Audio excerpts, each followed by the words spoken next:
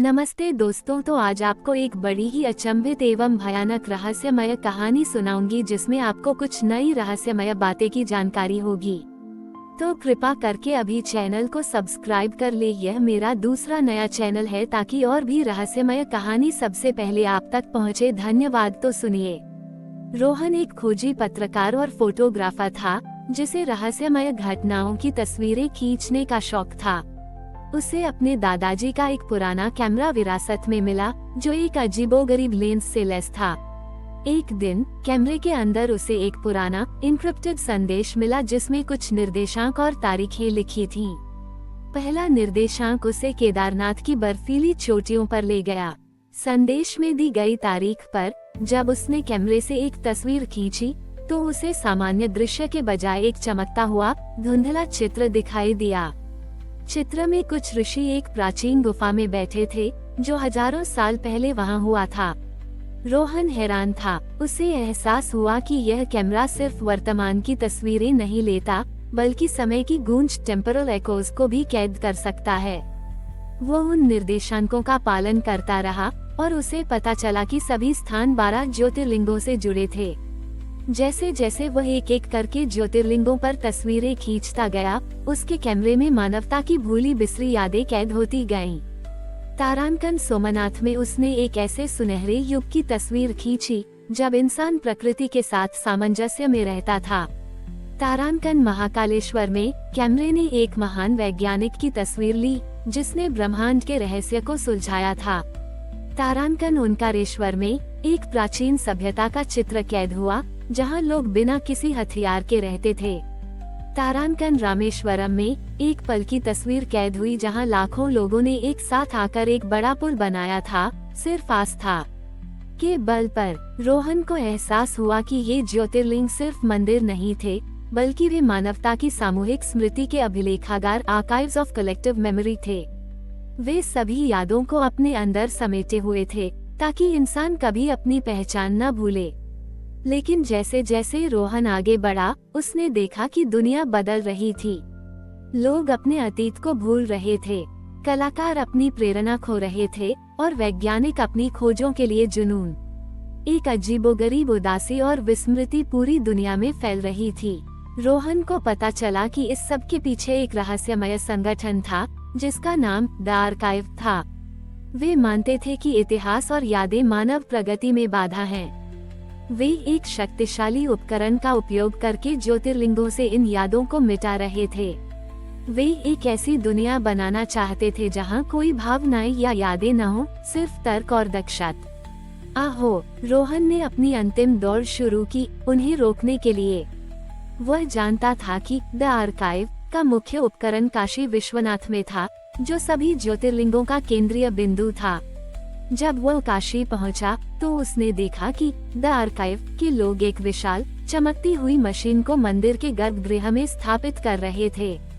Machine की रोशनी ज्योतिर्लिंग की ऊर्जा को सोख रही थी और हवा में एक खालीपन महसूस हो रहा था।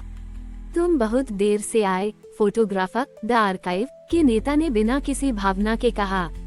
अब इंसान अपनी मूर्खता भरी यादों से आजाद हो जाएगा। रोहन ने अपनी बंदूक या ताकत का इस्तेमाल नहीं किया। उसने अपने कैमरे को उठाया। उसने अपने कैमरे के लेंस को उस मशीन की ओर केंद्रित किया और एक तस्वीर खींची। यह कोई साधारण तस्वीर नहीं थी, यह उन सभी यादों का एक संकलन था जिन्हें उसने अपनी यात्रा में कैद किया था। जैसे ही कैमरे का फ्लैश चमका, एक शक्तिशाली भावनात्मक ऊर्जा की लहर निकली। ये लहर सिर्फ रोशनी नहीं थी, यह एक स्मृति का विस्फोट था। ये हर ज्योतिर्लिंग के माध्यम से पूरी दुनिया में फैल गई। लोगों को अचानक अपने भूले हुए पल, अपने दादा दादी की कहानियाँ, अपनी पहली जीत का एहसास और अपने पूर्वजों के संघर्ष याद आने लगे। द आर्काइव के लोग जो भावनाओं से अनजान थे, इस यादों के प्रवाह से हैरान और भ्रमित हो गए। उनकी मशीनें विफल हो गईं। रोहन की आंखों से आंसू बह निकले। उसने दुनिया को उसकी यादें लौटा दी थीं। कैमरा अब सामान्य था लेकिन उसका मिशन पूरा हो गया था। रोहन ने अपनी नौकरी छोड़ दी और एक गुमनाम जीवन जीने लगा। वह अब सिर्फ एक फोटोग्राफर नहीं था बल्कि मानवता की सामूहिक स्मृति का संरक्षक था, जो हमेशा यादों को कैद करता रहता था, ये सुनिश्चित करने के लिए कि दुनिया कभी अपनी पहचान न भूले। जब यादों का सैलाब दुनिया पर बरसा, तो शुरुआत में सब कुछ अच्छा लगा। लोग अपने भूले बिसरे रिश्तों और कहानियों को याद कर रहे थे, लेकिन कुछ ही महीनों में ये खुशी एक अराजकता में बदल गई। यादें लौट आई, लेकिन उनके साथ युद्ध, दर्द और पुरानी दुश्मनी भी लौट आई। लोग सदियों पुरानी लड़ाइयों को याद करने लगे। एक देश दूसरे देश को उसकी पुरानी हार के लिए कोसने लगा। परिवारों में भी सालों पुराने झगड़े फिर से ताजा हो गए। मानवता अब एक छोटी ही हास के बोझ तले दब रही थी। रोहन ने महसूस किया कि उसने एक गलती कर दी थी। उसने यादों को वापस तो लाया, लेकिन उन्हें व्यवस्थित नहीं किया। वे एक बिखरी हुई पहेली की तरह थीं, जो लोगों को भ्रमित कर रही थीं।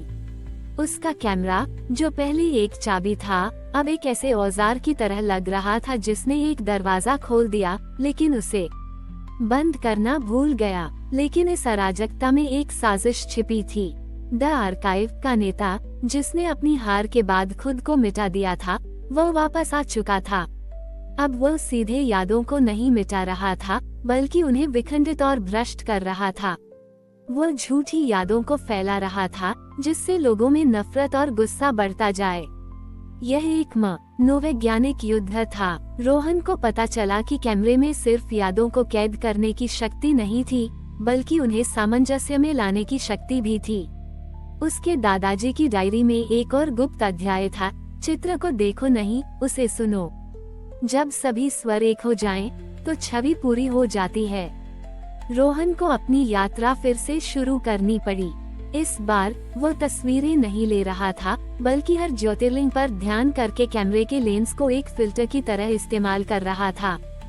सोमनाथ में उसने अपनी धुन को शांत किया और समुद्र की यादों से नफरत को धो दिया।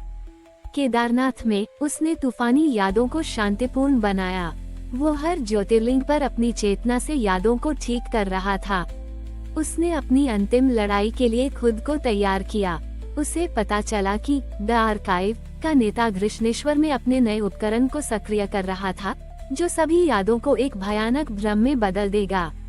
जब रोहन वहां पहुंचा, तो उसने देखा कि नेता अब कोई इंसान नहीं था, बल्कि एक चलती फिरती परछाई थी, जो सिर्फ नफरत और भ्रम का प्रतीक थी। उसने रोहन को घेर लिया और उसके मन में सबसे भयानक यादें भरना शुरू कर दिया। रोहन ने अपनी आंखें बंद की और कैमरे को अपने दिल के पास ले आया। उसने एक तस्वीर खींची, किसी दृश्य की नहीं, बल्कि अपने दिल में बसी करुणा और शांति की। कैमरे के लेंस ने उस भावना को कैद किया और उसे एक शुद्ध प्रकाश में बदल दिया। वह प्रकाश नेता की परछाई से टकराया और परछाई डरकर पीछे हट गई। वह नफरत और धोखे से बना था और वह शांति और सच्चाई को सहन नहीं कर सका। परछाई बिखर गई और हमेशा के लिए गायब हो गई। रोहन अब एक संरक्षक से कहीं ज्यादा था। उसने न सिर्फ यादों को बचाया था, बल्कि उन्हें शुद्ध भी किया था।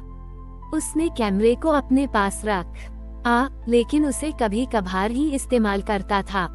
उसका काम पूरा हो गया था, लेकिन उसकी जिम्मेदारी हमेशा के लिए थी। रोहन ने अपनी अंतिम लड़ाई जीत ली थी, लेकिन उसका काम खत्म नहीं हुआ था। उसने आने वाले कई साल मानवता की सामूहिक स्मृति को संतुलित करने में बिताए। वो एक गुमनाम गुरु बन गया था, जो बिना किसी को हर ज्योतिर्लिंग की ऊर्जा को अपनी चेतना से जोड़कर यादों को शुद्ध करता था। वो एक चौकीदार था, जो ये सुनिश्चित करता था कि इतिहास फिर कभी लोगों को विभाजित न करे। जैसे जैसे समय बीता, रोहन का शरीर बूढ़ा होता गया, लेकिन उसकी आत्मा पहले से कहीं ज्यादा मजबूत थी।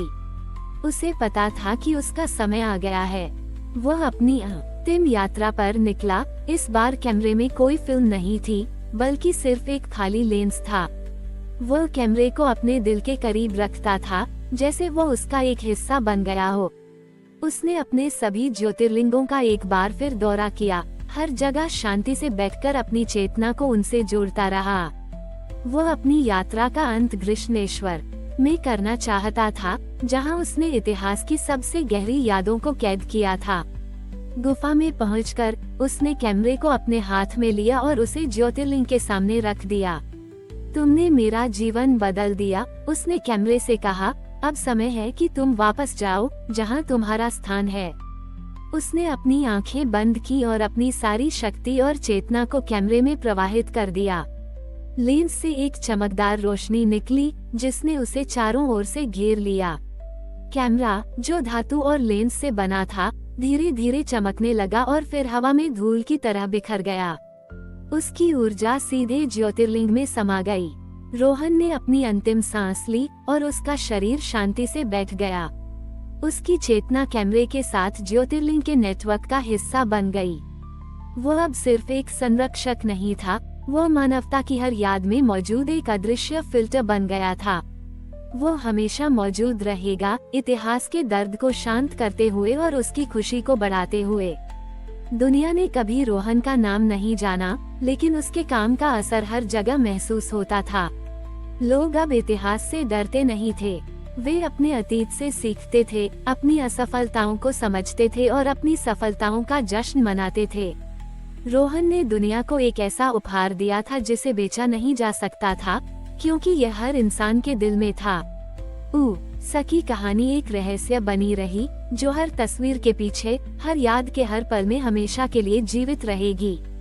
ये कहानी यहीं समाप्त होती है, एक ऐसे नायक के साथ जिसने अपनी जान देकर इतिहास को अमर बना दिया।